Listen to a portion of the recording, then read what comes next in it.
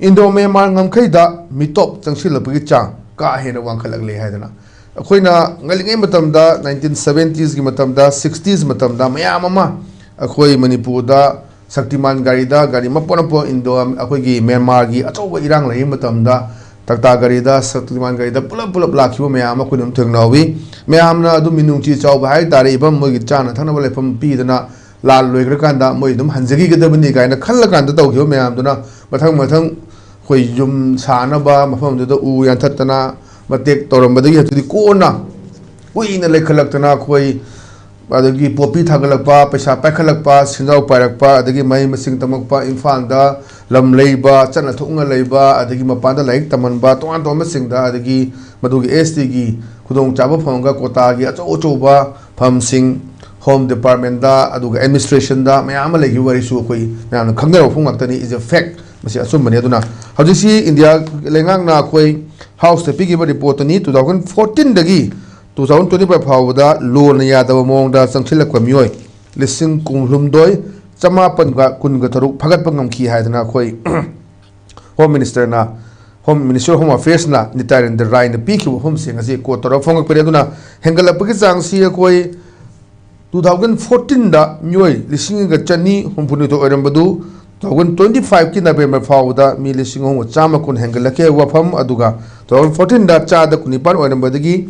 2025 da cha da kunthra manga da hengalakpa thengdari haibo fum su palle aduna Indo Myanmar ngamkhai da leiba si yamna khoi border si adum porous oiba border myam leidi adum lanthongna ba adugi magi barter system toba poche onthongna ba mana thum piba mana eni chana purakpa myam chandraga laidi Indo Myanmar ngamkhai ji pura puri khoi whole kano si khoi hajik boundary si fencing toba sambal khaba ngamde aduna masigi issue sini myam leiseduna Indo Myanmar ngamkhai da mitop changselabagi chang ka hena wangkhalak le haibasi adum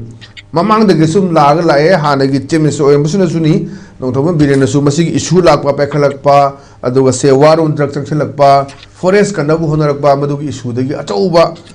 khoi irang thokpa adu achauba mikap thokpa musu oi han thamisne na swaida Indo Myanmar ngamkhai da mitop changselabagi chang ka hena wangkhalak le phumse swaida jagi ba kari meng thambini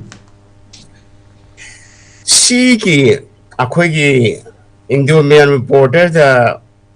so akhoigi atopa mo immigrants ang haigadra refugees haigadra akhoigi immigrants ki masing hengalakpase si su peksiga yamna mari lainayaba su peksi tungana thamgiba yade adagi akhoi increasing number of immigrants from Myanmar dagi immigrants mayam changapase si ga su jiga su mari phajana lainayaba ko India laingang na su si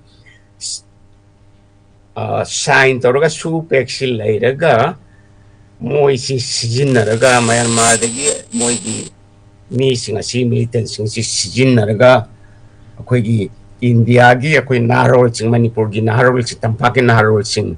amadi naga narol sing gi mayok talle paga masi muthat na bonar ko matang jida su si moina India lenga na proxy oina use to wonina Haiba su kangbujina moida moi apama du pungtokani maram dia khoi gi mi sing ni lai bising ji khoi gi manung ni family ni moida mating piu moida du tawadan tawna moi mari laina ba moi nakna ba mari mata sing adu officer sing adu minister sing da Manipur da lady bising stage da moi gi moi kanglup to atu gi mi oi sing du ga tanaraga sagi India lenga ta moina haiba di Monis Masman Paraga Matam Chana Moi Madam da Halam Mamda Che, Chishu, Suyam Sauba, Marie Lane, Chitonga, Neutral on Anijeton, Tambayati. Aduna, Haiba, Asumba, Moi shape heaven Jekadai do Oiga, you know, China, the Yamta Changboyadri, China, the Loina borders, quit the Kazalaga Moi. We am not sangba, border areas, border lines, Kazalaga, China, Loina thing, Myanmar gi moi lanjana ba missing amata China mainland China changan deba adu kari damata India da so yam chang phongem no haiba 23,000 November 2025 November power with 23,926 arrest away hairi sidi akoina police na power ko khaptui orangani adu gi matung sigi behind sigi matung dani masing kaya leram gade lak rom da leram gani abse adu India na matu kari ta matu tawdri India lenga na tawga ra gadi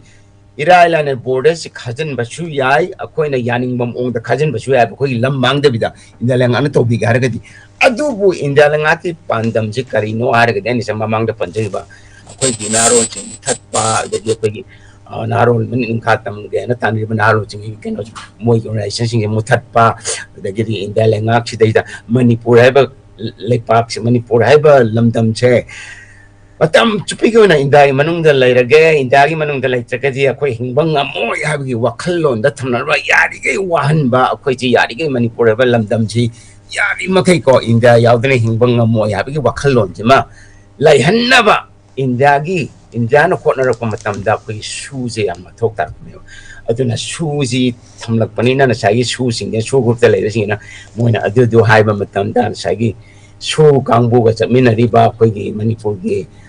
moi gi kangbu haidare ko MLA na tara minister sing jo na tara officer sing na tara police chok officer sing jo moi ga tana ga chumtang matam da dagi moi